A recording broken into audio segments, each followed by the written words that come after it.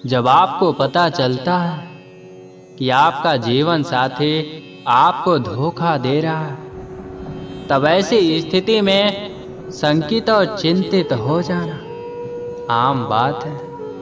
यह संभावना है कि मेरा जीवन साथी मुझे धोखा दे रहा है। सबसे पहले संदेह होता है, और यदि आप इस संदेह को बिना किसी सबूत के पनाह देते हैं तो यह निश्चित रूप से आपके रिश्ते को हमेशा के लिए खत्म कर देगा। इसीलिए यहाँ महत्वपूर्ण चाबी यह है कि इस संदेह से हम किसी प्रभावी तरीके से मुक्त हो जाएं। संदेह सूक्ष्म है।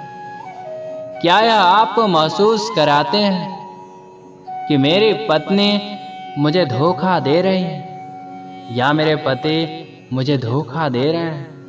क्या आप बेचैनी और घबराहट महसूस करते हैं? क्या यह आपको अपने रिश्ते की बुनियाद पर सवाल खड़ा कराते हैं? वास्तव में आपके पति या पत्नी आपसे धोखा कर रहे हैं? इस संदेह को पनाह देना यानी उस नींव में दरार पैदा करना है जिस पर आपका रिश्ता बना है।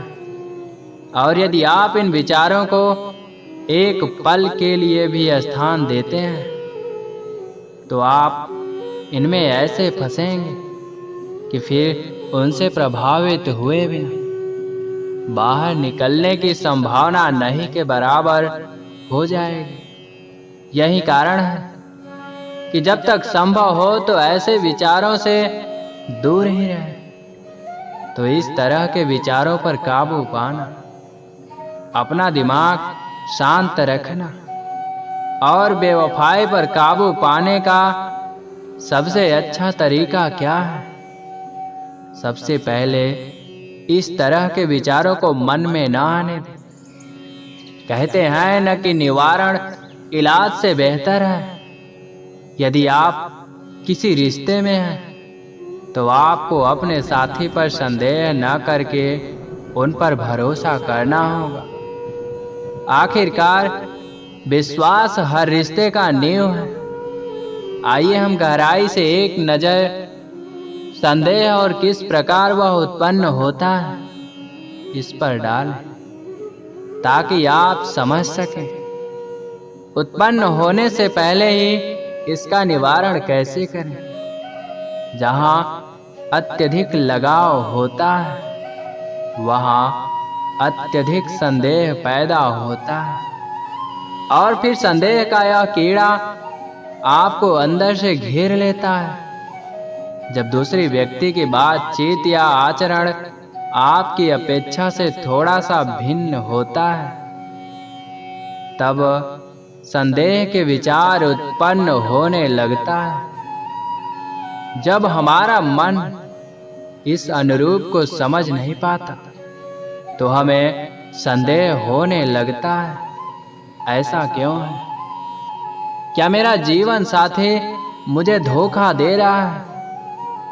यदि आपका साथी देर से घर आता है तो उसे समझाएं और उसको आप ऐसा क्यों सोचते हैं कारण बताएं, लेकिन संदेह ना करें।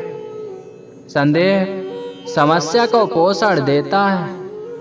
हाँ, आप उन्हें सावधान कीजिए पर संदेह नहीं करें। जब आप संदेह करने लगते हैं तो आप सभी कुछ निरीक्षण और जांच करने में प्रवृत्त हो जाते हैं। आप सभी बातों में सामान्य से ज्यादा पढ़ना शुरू कर देते हैं। इससे संदेह और भी अधिक बढ़ता जाता है। आप रात को सो नहीं पाते, खाने को मन नहीं करता और किसी विकार में आपको शांति नहीं मिलती।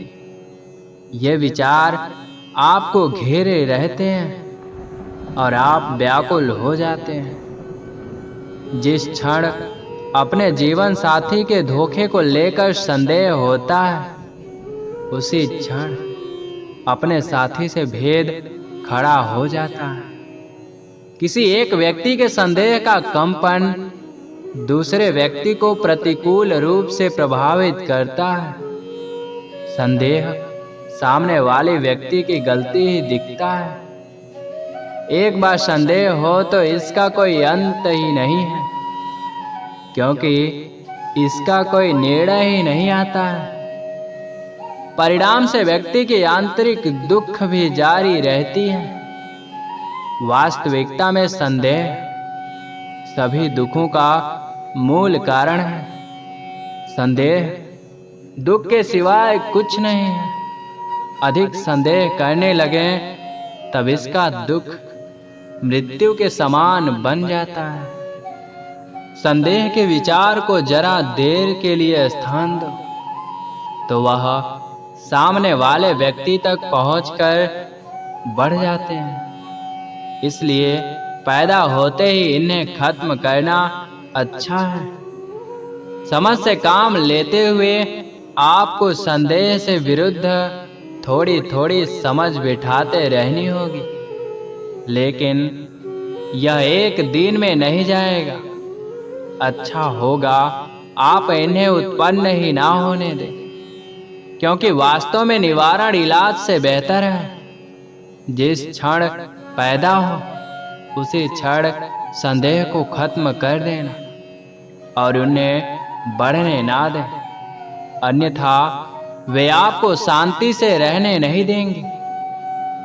अगर आपको देखते ही संदेह होता है तो मान लें कि आपने कुछ भी नहीं देखा है और साबित ना हो तब तक सामने वाले व्यक्ति के लिए संदेह ना करें।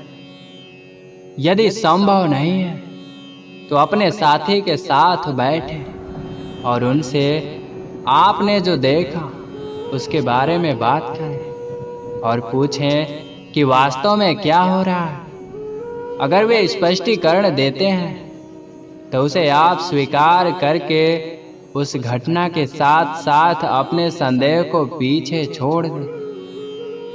क्या आपको संदेह है क्योंकि आपने कुछ देखा है? और अगर ऐसा है तो क्या यही चीज आपके देखने से पहले नहीं चल रही होगी? लोग चोरी करते हुए पकड़े जाने वाले व्यक्ति को चोर कहते हैं, लेकिन जो पकड़े नहीं जाते वे भीतर के चोर होते हैं। जो कभी कभार चोरी करते हैं वे पकड़े जाते हैं। लोग उन्हें चोर कहते हैं, लेकिन असली चोर वह है जो पकड़ा नहीं गया। ये दुनिया ऐसी ही है। अगर आप अपने पार्टनर को ऐसी स्थिति में पाते हैं जो आपके लिए समझौते की स्थिति है, तब आप तुरंत प्रतिक्रिया ना दें। एक कदम पीछे हटकर खुद को इससे बाहर निकालें। जो आपने देखा उसके लिए अपने आप को सोचने का समय दें, इससे पहले कि आप कुछ ऐसा करें जिसे अधिक नुकसान कर बैठे। आपको यह मुश्किल लग सकता है, लेकिन आपको राहत मिलेगी। संदेह को पीछे छोड़कर आगे बढ़ें और शांति से अपने जीवन साथी से बात करें कि आगे क्या करना है और उन्हें अपने किए पर पछतावा है या अब इस समझौते से भरे संबंध को खत्म करने का समय आ गया है।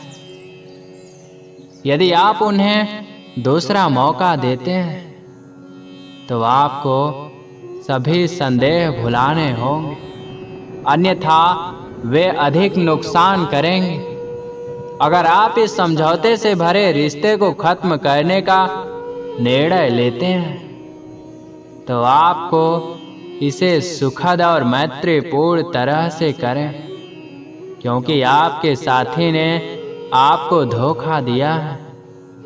इस बात पर क्रोधित और परेशान होना आपके दर्द को बढ़ाएगा जो अंतरहीन होगा।